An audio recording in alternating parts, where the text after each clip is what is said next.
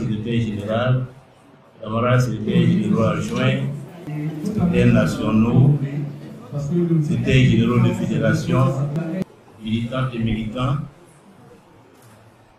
camarades présidents du comité de contrôle, je voudrais vous dire merci, vous féliciter de votre présence massive cet après-midi. Comme l'a dit le maître de cérémonie, c'est une cérémonie qui se tient en semaine, qui a été convoquée en l'espace de quelques jours, pratiquement en fin de semaine. Mais malgré cela, vous êtes venus massivement répondre à l'appel du parti. C'est les prémices, c'est l'image de ce que sera le Front populaire ivoirien en 2004, et cela préfigure en 2024, pardon, et cela préfigure de notre victoire certaine en 2025. Je voudrais vous dire merci. Merci à la vice-présidente chargée de la communication, qui est la cheville ouvrière de cette cérémonie, ainsi qu'à toute son équipe. Et merci à nos amis journalistes et membres des organes de presse qui ont accepté d'être là ce soir pour couvrir cet événement, faire en sorte que toute la Côte d'Ivoire, et en particulier tous nos militants à travers la Côte d'Ivoire, soient informés de l'engagement du Front populaire ivoirien, de cette étape cruciale que le parti a décidé de prendre par rapport à son histoire. Alors, la marée bleue, qu'est-ce que c'est? Vous connaissez la marée. Vous savez que la marée balaie tout sur son passage. Évidemment, c'est donc une marée humaine. La marée de la Côte d'Ivoire autour du Front populaire ivoirien dont la couleur est la couleur bleue. Donc c'est une vaste opération d'identification des militants du FPI qui s'inscrit dans le cadre de la modernisation de notre parti. Parce que depuis l'existence du parti, je peux dire que c'est la première fois que nous lançons une telle opération. C'est la première fois que de façon formelle, nous procédons à l'identification de tous ceux qui se réclament du Front populaire ivoirien. Et que l'appartenance au parti ne soit pas un simple slogan, une simple proclamation. Je suis militant du FPI. Pourtant, votre nom n'est nulle part dans les fichiers du parti. Aucun élément ne le prouve. À partir de cette opération, nous saurons, et chacun saura, qu'il est membre du Front populaire ivoirien parce qu'il figure dans le fichier, dans les annales du parti. Et cela va nous permettre de moderniser notre fonctionnement. Parce que quand il s'agira de choisir des hommes, c'est dans le fichier qu'il faudra choisir. Vous ne pouvez pas dire que je vais être secrétaire général de la fédération alors que votre nom ne figure pas dans le fichier du Front populaire ivoirien. Vous ne pouvez pas prétendre être membre de la direction du parti alors que quand on regarde votre fichier, vous n'avez aucune référence politique. Vous n'avez pas fait vos armes. Donc l'identification va nous permettre de disposer d'un fichier des militants qui va nous servir de base de travail. Parce qu'à travers ce fichier, nous pourrons en même temps aussi connaître le Front populaire ivoirien dans toutes ses dimensions. Le Front populaire ivoirien, c'est qui? Est-ce que ce sont des enseignants? Est-ce que ce sont des commerçants? Est-ce que ce sont des cultivateurs? Puisque toutes ces informations, nous allons les consigner. Pour savoir quelle est l'assise sociologique du parti. Sur qui repose le parti. Ensuite, on pourra aussi pouvoir savoir quelle est la tranche d'âge. Le Front populaire ivoirien, c'est d'abord quelle tranche d'âge? Est-ce que ce sont les gens de plus de 60 ans? De moins de 40 ans? Etc. etc. Alors ça, c'est important pour un parti. Mais au-delà aussi, savoir la structuration territoriale du parti. Le Front populaire ivoirien, c'est quel pourcentage dans quelle région? Quand on parcourt le fichier, le Haut-Sassandra représente quel pourcentage des militants? le Tonki, de grand quel pourcentage, le Gondougo, les Grands Ponts, la Maraoué, San Pedro.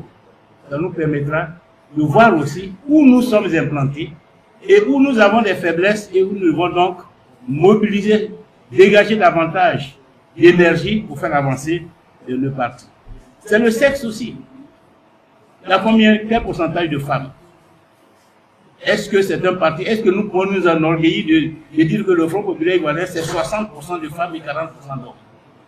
C'est un élément aussi qui peut nous vendre auprès des femmes ivoiriennes quand il s'agira d'aller aux élections.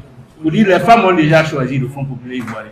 Vous, femmes de Côte d'Ivoire, qui vous attendez pour nous rejoindre pour la renaissance du pays?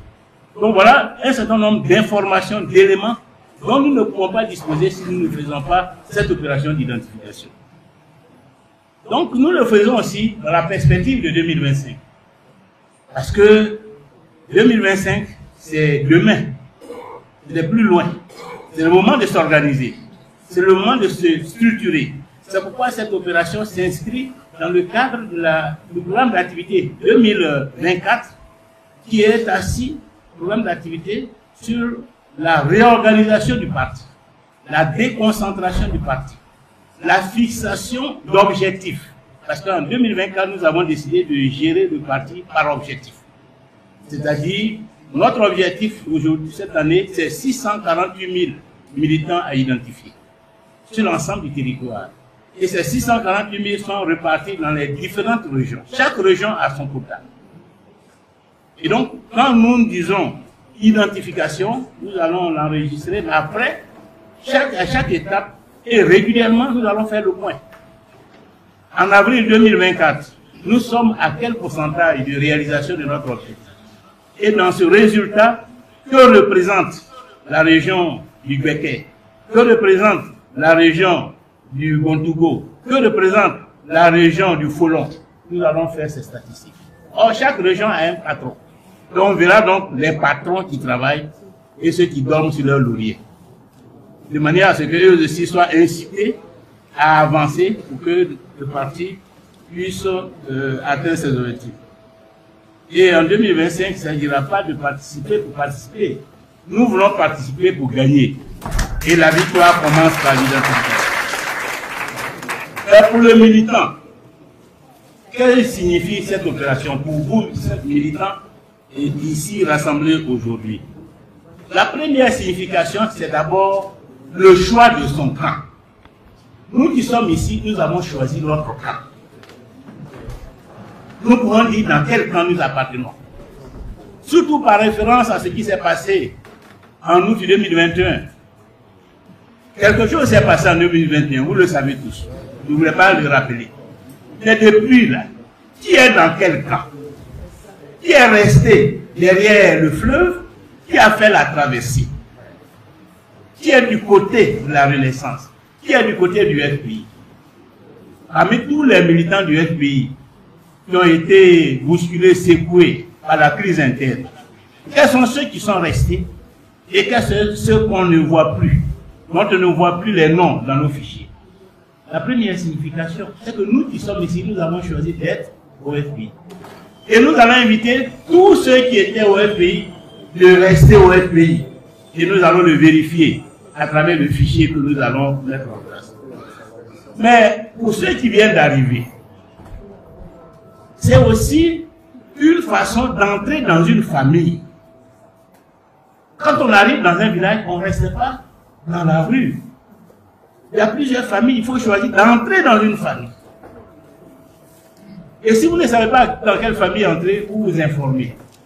Et vous décidez d'aller chez M. Seri, ou bien chez M. Yoboué, parce que ce dont on vous a parlé, c'est qu'il y a la paix chez M. Seri. C'est qu'il y a l'amour chez M. Seri. Il y a la solidarité chez M. Seri. Il y a la liberté chez M. Seri. Et c'est ce que nous avons en partage. Et donc, pour ceux qui arrivent, c'est une façon de choisir. Sur l'échiquier politique national, avec tous les courants politiques que nous connaissons, nous avons choisi d'aller au FPI. Parce que c'est le parti de la liberté. C'est le parti de la justice. C'est le parti de la solidarité. C'est le parti de la fraternité. C'est le parti de l'amour.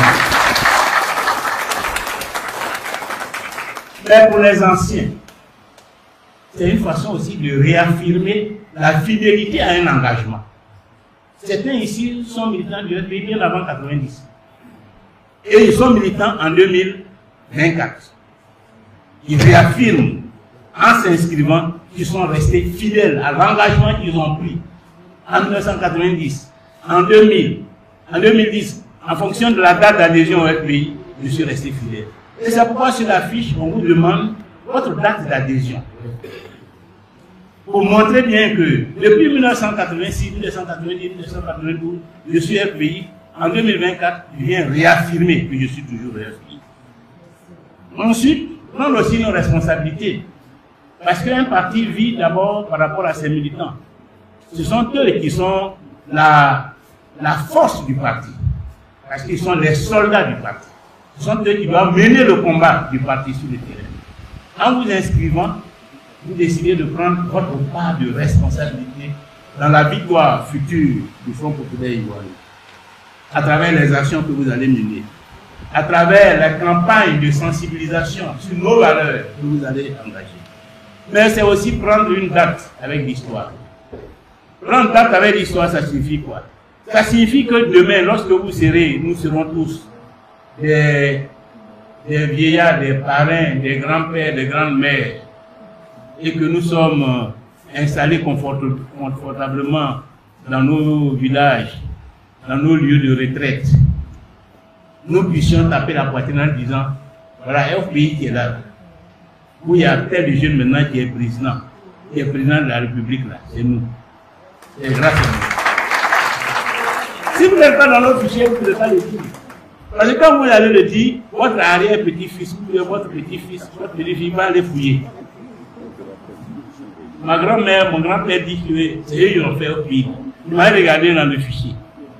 Si votre nom n'est pas dedans, il va murmurer à ses frères et sœurs. Mon grand-père, on dirait, il ne dit pas toujours la vérité.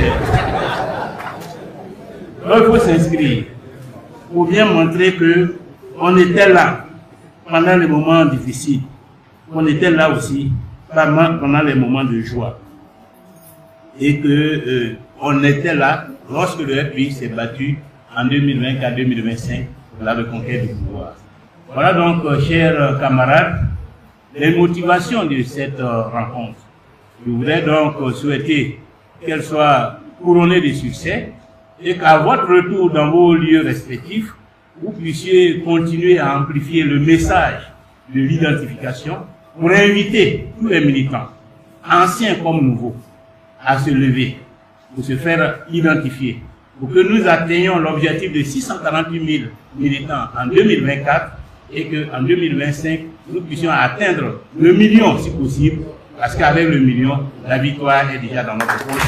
Je vous remercie.